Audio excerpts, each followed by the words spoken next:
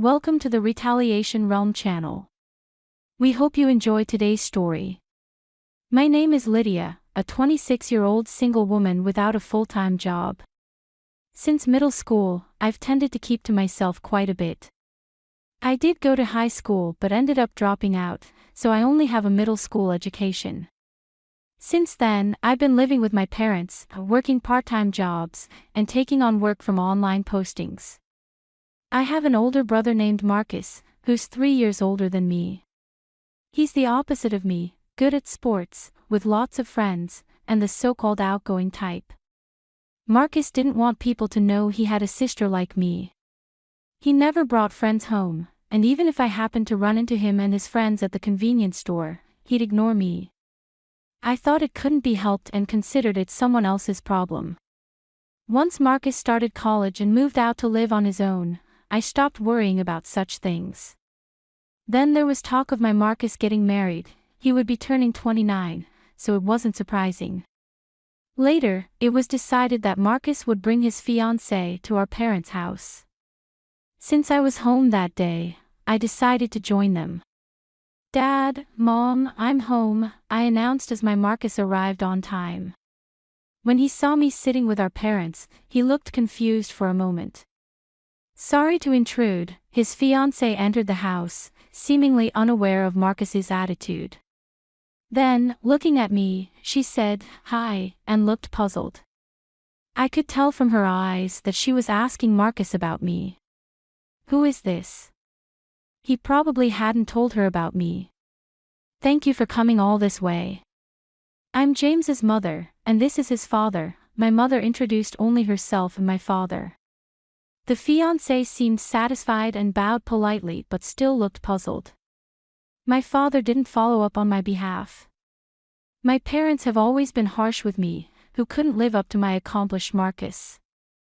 When we were young, they'd say things like, "Your Marcus can do it, why can't you?" as if it was part of our education. But it changed as we grew older. Eventually, I was even called a money-sucking leech. It seemed that my parents were planning to ignore me at this meeting too. "I'll go and get some more drinks." As my mother stood up to leave, she whispered in my ear, "Why are you here? Go back to your room." I had attended this meeting because I wanted to get along with my family in my way, but it seemed to have backfired. Still, I couldn't just leave, so I stayed put. My Marcus's fiancée introduced herself as Emma. She was the same age as me, 26, but a beautiful woman with a refined atmosphere, giving off a vibe that I shouldn't casually talk to her. My Marcus seemed a bit annoyed. He probably didn't like me being there. He introduced the woman to our father and mother, but he didn't talk to me at all. It felt like I was a ghost. When the conversation about the marriage was over, casual chatter naturally started, but Marcus still acted like I didn't exist. Then James asked, "What do you usually do, Lydia?" Before I could answer, my Marcus interrupted, "Wait. Emma, you don't need to talk to her," he said. Emma looked a bit surprised. "That's right, don't worry about it," my mother said. "Yeah, don't worry about it. She's just a stranger with a blood relation," my father said. When my father said that, something inside me ended. A stranger, huh? I thought so. Reconciliation was impossible from the start. That's how the meeting ended, as if it didn't matter whether I was there or not.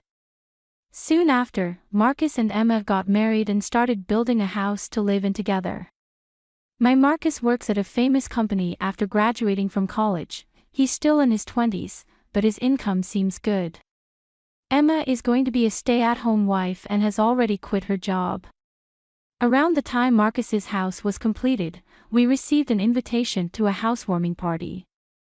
It would be held with a limited number of guests, including Emma's relatives and Marcus's bosses. My mother was anxious, saying, "Oh, it's already finished, time flies. We need to prepare a housewarming gift. What should we get?" My father said, "We're family, so it doesn't have to be anything fancy," and he casually turned over the invitation. Only my father and mother's names were on the invitation, my name wasn't there. My mother seemed to have noticed but asked, "Lydia is coming too, right?" I wondered what she meant at the meeting. They had introduced me in such a horrible way. "It's fine if I'm not invited," I declined, but my mother insisted, "No, you're coming. I'll make arrangements." So, I ended up going to the party. On the day of the party, it suddenly started raining. My parents and I took a taxi to Marcus's house. Marcus and his wife didn't come out to the front yard because of the rain to welcome their guests at the entrance. As soon as we arrived at Marcus's house, my mother said to me, "You pay for the taxi," and got out of the car with my father first, without umbrellas. They both hurried toward the entrance. So, that's why. I thought. There was quite a distance between Marcus's house and ours. I thought it was extravagant to take a taxi. I was the one called to pay for the car. After I paid, I ran towards the entrance, and Emma asked me, "Who are you?" I had only met Emma once before, maybe she had forgotten me. I thought so and introduced myself, "I'm Lydia, James's sister." But she said with a smile, "Aw, the high school dropout. Neat. We didn't invite the parasite living off a parent," Emma said casually with a smile. My Marcus, who had just returned from showing someone in, came out too. He said to me with disdain, "Why are you here?" "Hey James, I told you not to invite her." "Why is she here?" "Well, I don't know either." My Marcus didn't want to invite me after all, and Emma changed her attitude once she knew about me. She's worse than my Marcus and parents. Would it have been better if I didn't come? I asked Marcus cautiously. "Yeah, I'm a stranger because of my low education." Not finishing high school doesn't even count as an education, right? Could you please leave the property quickly?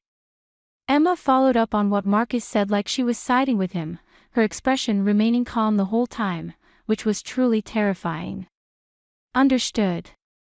I turned on my heel. The taxi from earlier was gone, and since we weren't on the main street, it seemed difficult to find another one. I didn't have an umbrella. I trudged along, getting drenched in the rain. I could hear Emma's laughter from behind. After a while, I returned home. My parents came back looking like they had a good time.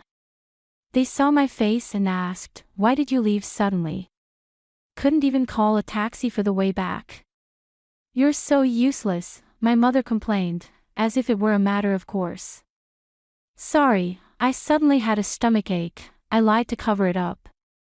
"For such a reason you left on your own. You're hopeless. Make sure to give the gift later, you're an adult," my father told me. Speaking of which, I had prepared something to give at the party, but I brought it back without giving it. I wanted to send it by mail, but I didn't know the address. I could ask my parents, but the atmosphere was awkward, so I contacted my Marcus. "I want to send a gift, can you tell me the address?" This was the only reply from Marcus. "I don't give my address to strangers." I let out a sigh. Is it really fun to exert dominance over me in private, not just embarrassing to introduce to others? I couldn't help but be amazed. It might not be just my Marcus who's sending these messages, maybe Emma is also typing and laughing out loud. Either way, it's ridiculous.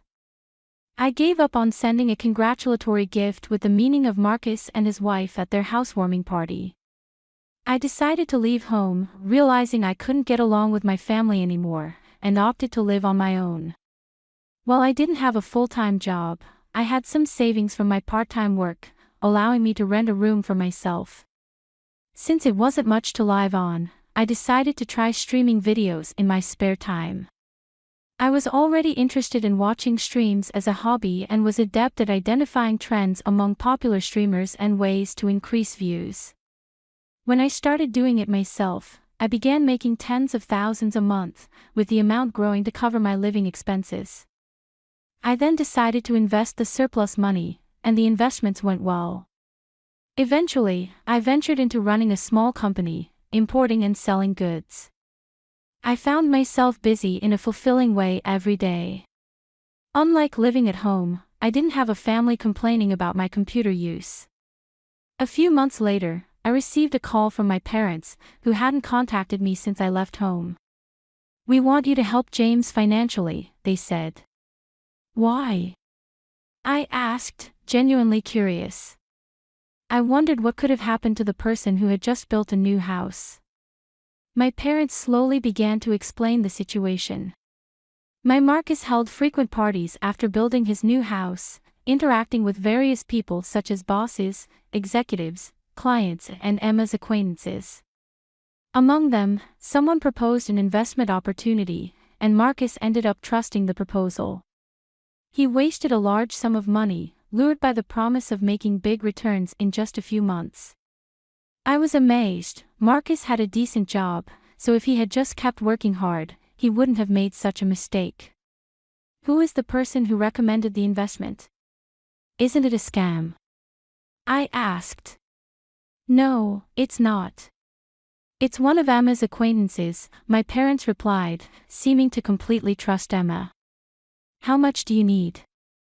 She was shocked when I asked. It was an amount that a company employee couldn't easily pay. Is that the amount my Marcus needs as a loan? I asked my parents hesitantly, and as expected, they gave me the answer. I feared we were also introduced to the same investment. My parents hesitated before responding. I can't come up with that much money so easily, sorry. I tried to hang up the phone, but they clung on, saying, "We're your real family, help us out in times like these." Real family. Too little, too late. Sorry, but I'm busy, and I'm a stranger to you, right? With that, I hung up the phone. Later on, somehow they found out, and my parents and Marcus's families showed up at the location, the office of the company I run. I was in a business meeting at the time. My secretary informed me, "There are guests here for you, President." I don't have any other appointments. Who are they? I shuddered. I apologized to the business partner I was meeting with and excused myself for a moment. When I went to the reception area, there stood my pregnant sister-in-law Emma, my Marcus, and my parents. "You're running a company, huh?" "Well, it's much smaller than where I work." Marcus smirked and looked around the office. "Who are you?" I asked, pretending I didn't know them. "What's with the attitude?" My Marcus shouted, losing his temper. My mother intervened and explained, "We talked about this before, but we need your support. You're running a company, so you can help us out, right?" My mother shamelessly asked for money, as if it was the most natural thing in the world. "Yeah, it's an important time for our family. Emma is about to give birth, and the child's growth isn't good, so we need to see a good doctor. Please, Lydia." My father and Emma chimed in, acting as if it was my duty to pay off everyone's debts. Employees occasionally walked by the reception area, glancing over with concern, wanting to get rid of them as quickly as possible. I said, "Please leave, you're causing a disturbance," I firmly stated. My Marcus exploded with anger again. "What? Are we a disturbance? We came all the way here, and that's how you talk to your family," he yelled. The employees passing by stopped in their tracks, facing them. My Marcus started to make a scene. "Do you all know this girl dropped out of middle school? She was a shut-in, no NEET." He seemed intent on humiliating me if I didn't give him the money. However, the employees responded with words Marcus didn't expect. "We know, everyone knows."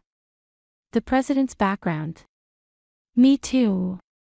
The president hires many people from similar situations. Is there a problem? My Marcus, who usually socializes only with highly educated and high-income people, seemed caught off guard and stammered, Instead, my father said, "What a pathetic company, just a gathering of needs." My Marcus chimed in, "Exactly, companies that do business with a place like this can't be any good either." He yelled loudly. At that moment, the president of the company I was meeting with, who had been waiting in the reception room, came out. He must have heard the shouting. My Marcus's face went blank and then turned pale as he looked at the man. He lowered his gaze. "What's wrong, James?" Emma asked Marcus. "Idiot, don't say my name," he muttered. My Marcus whispered to Emma, but it was too late. "James? James, oh, it's you." The company president walked straight up to Marcus and looked at his face.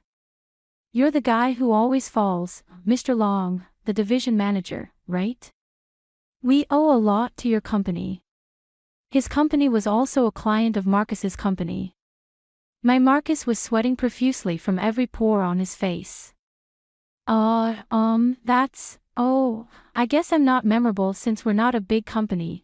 When the president threw my Marcus's words back at him, my Marcus went, "Oh," and froze up. My father, mother, and Emma also sensed the trouble and fell silent. I apologized to the president again, ignoring them. "I'm sorry for taking up your valuable time.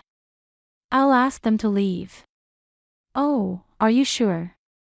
"I have time today, so I don't mind waiting. You can prioritize talking with your family." "No, they're not my family." I glanced at my parents and Marcus's family as I said this. "They're strangers." After that, my parents and Marcus's family were kicked out of the company.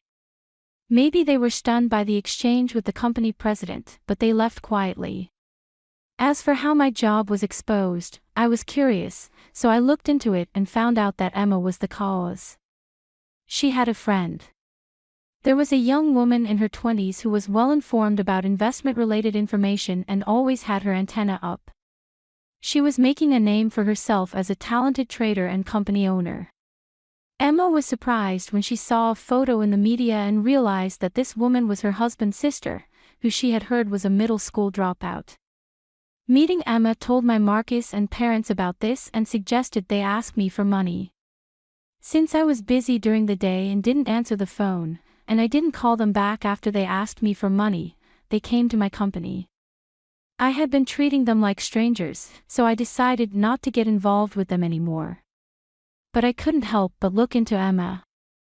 I was curious about her friend's involvement in my parents' and Marcus's financial failures. That friend was Emma's ex-boyfriend. They seemed to still be involved. By the way, the child in Emma's womb wasn't my Marcus's but the child of that investor. My Marcus was devastated. It's natural to be upset since everything had been a lie. Furthermore, it seems she had been extracting money from several other men under the guidance of her ex-boyfriend. Of course, Marcus and Emma ended up getting a divorce. Emma is now under police custody along with her ex-boyfriend. However, the lost money won't be returned anytime soon. Ever since the incident at my company, Marcus's position at his workplace worsened. In his 20s, he was transferred to a so-called Windows side department and eventually resigned. Possibly irritated by the financial failure and trouble surrounding Marcus, my father got into trouble when the president witnessed him losing his temper with a subcontractor at work. After investigating his work attitude, he was fired. He had been saying things like junior high or high school graduates are worthless and if you didn't graduate from a certain university or higher, you're not a real person, similar to what he used to say to me. Both my Marcus and father ended up losing their jobs. The family, or rather a former family, whose income decreased, still contacts me, saying, "Let's live together." By the way, I had them banned from entering my company's building, so they can't force their way in anymore. With everything that happened, we're still family, right? The unemployed trio tries various tactics to cling to me, but my answer is always the same: I don't know you, you're strangers to me. I have no intention of giving any other response in the future. Thank you for being with us and listening until the end. If you found it interesting, please subscribe, give us a like, and leave your comments. We'll see you on the Retaliation Realm channel.